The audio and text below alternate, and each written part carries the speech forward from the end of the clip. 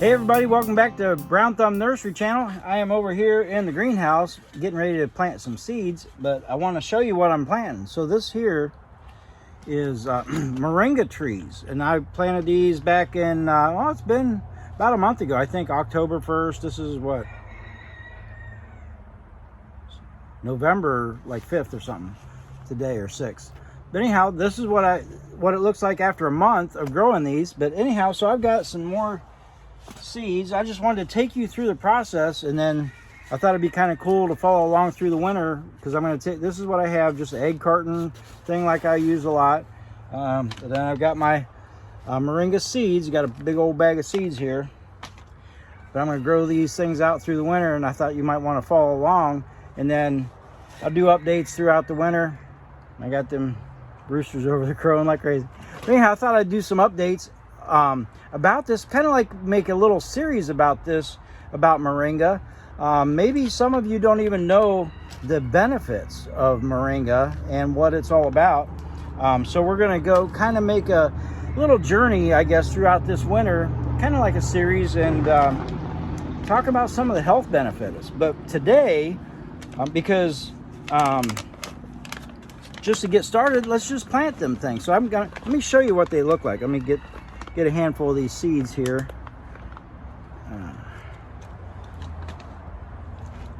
Kind of angle you down so you can kind of see these seeds. They're like a, I don't know, well, that one there's cracked open. There's the shell. Okay, look at this one here. You can see this one here is cracked open. And here, so, but they have like a, I don't know, kind of like a triangle, kind of like a triangle-ish type of a thing. Not really a triangle. It's like a ball with, I don't even know what shape you call that. But anyhow, that's the shape of the seeds.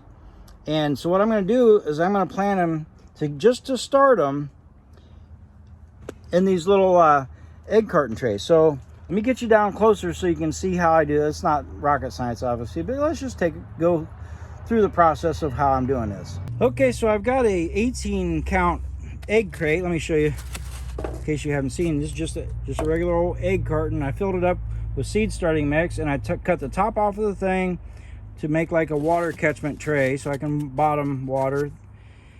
And so I'm just going to take, and I already got it filled up with seed starting mix, and I'm just going to take and shove them things down in each little cell of these. And there's that one that you can kind of see the seed. No, that's not cracked. Never mind.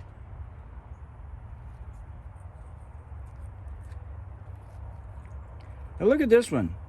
That one there feels a little bit light and it's smaller. I'm almost wondering if that's not a viable seed.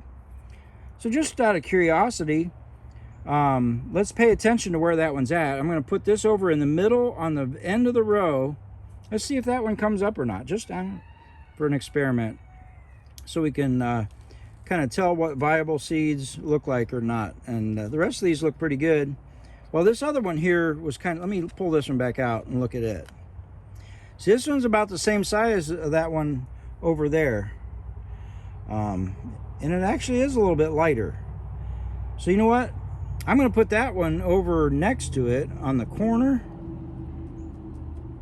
so we can test those two. Then I'll put one back over here to take the place of that.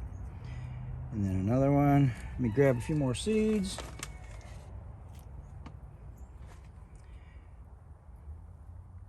Stick them in there. That one's a little bit smaller, but it still looks healthy. So shove them in there, shove them down.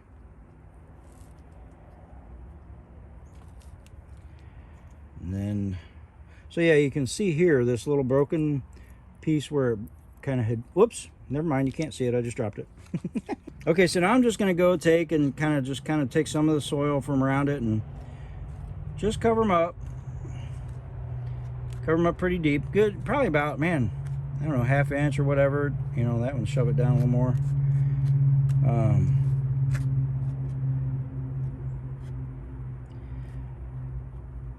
And get them covered real good. And I got this seed starting mix is already good and moist. I always like starting with good moist seed starting mix, so it doesn't be kind of hydrophobic and hard to absorb water. So I always try to keep my seed starting mix and my potting mix moist. I have them in these tubs. You can see down underneath here, underneath my thing, I got them in tubs. So when I'm watering my plants out here, I just squirt a little bit of water in there. Every once in a while, I reach my hand in and feel it. Just kind of tell. I don't want it getting dried out. If it gets dried out, then I keep it watered just to keep it till the night so I can use it at any time. It's always ready for me that way. And then when you buy bags of soil or potting mix or anything like that, it usually comes pre-moistened. Okay then, so after I've got them all packed in there, ready to go, I just take the sprayer and just kind of lightly go and just moisten them a little bit. We want to get good moisture in there at the very beginning when they're starting to germinate. So I got them, the moistness of the soil kind of determines how much I watered them right then. It was already pretty good and moist. So I didn't need to add much. You see how I just kind of swished it a little bit, and that was plenty. But now I've got what I'm going to call a humidity dome. You know, you see me using different things on this channel for to provide humidity for your seeds to germinate. But when I'm doing these little egg cartons, I usually just use a plastic bag from whatever grocery store you go to, and then I'll just take and stick that thing right up in there, and I can stack 2 of these on top of each other sometimes, because I'm only going to have it in here for about, it depends, probably about 3 days for Moringa, 2, 3, 4 days maybe at the tops, but probably 3 days for that. So I just kind of tuck it around the bottom, and then when I set it on the shelf inside in the grow room, that'll kind of seal it in there, and it just keeps it it's let me show you again. See how there's a little bit of fluffiness up there. It's not really tight against the soil, a little bit of fluffiness, but boy, once I get that in there, and it sits there for a couple hours, you'll start seeing little droplets forming on that plastic. So it's like a perfect little humidity dome. And you can do any kind of humidity dome that you want to. And I use different things, and you know, if you watch my channel, you'll see different things. The next thing is I'm going to pot these ones up. So let's take a look and see if you can. So what I do is I just take my finger and pop under the bottom just to loosen that up a little bit, and then I can grab that by the stem. Let's take a look at what kind of roots we got there. Can you see the roots there? So we got a pretty good amount of root. I mean, it's not really root bound or anything, but that's a good 6-7 inches tall. So it'd be a good time to get them potted up. I don't want them to get root bound necessarily. Just want them to have good roots in there, ready to go. So grab my potting soil down here. Just kind of grab a little bit, put in the bottom of there, and then set that in there. And pack the soil in around there.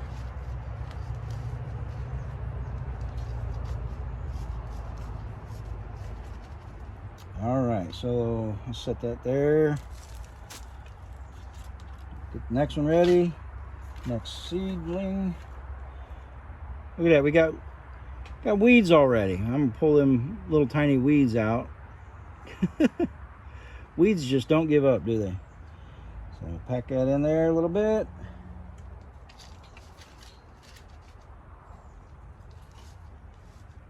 Just kind of get them settled in there. I always like to leave just a tiny bit of room on the top, so when I water them, it can fill up if, you know, there's room, so it doesn't like flow out the edges.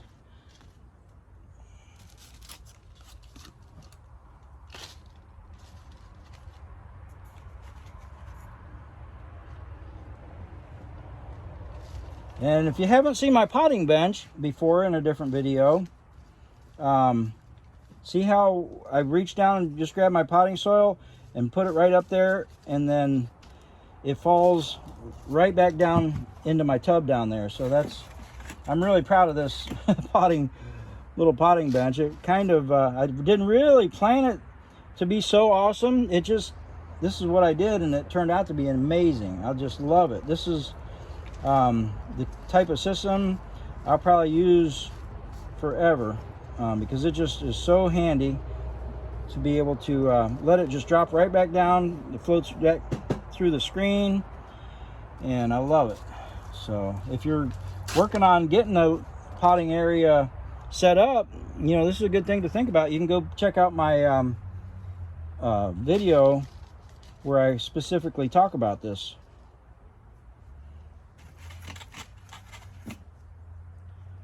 You see, the roots are just starting to curl around a little bit. These are tiny little spaces, these little egg cartons. So, but it's good. You can see that these have been healthy enough in that for a month.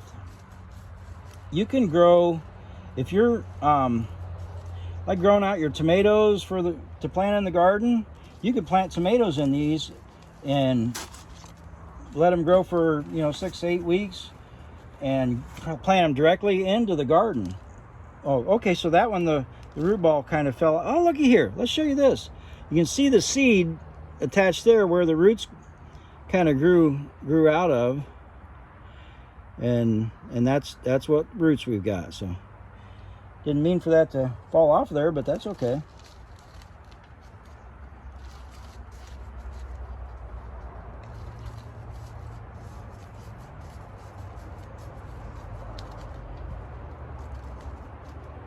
All right, I'm going to get these moved out of the way, and then I'll meet you inside.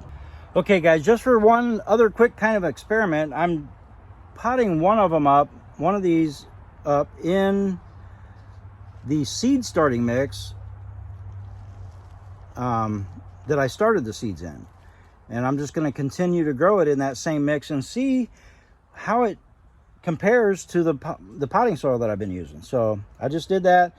I'm going to mark this one that it's the seed starting mix. So come on inside. I'm going to water these in real quick, and then I'll meet you inside.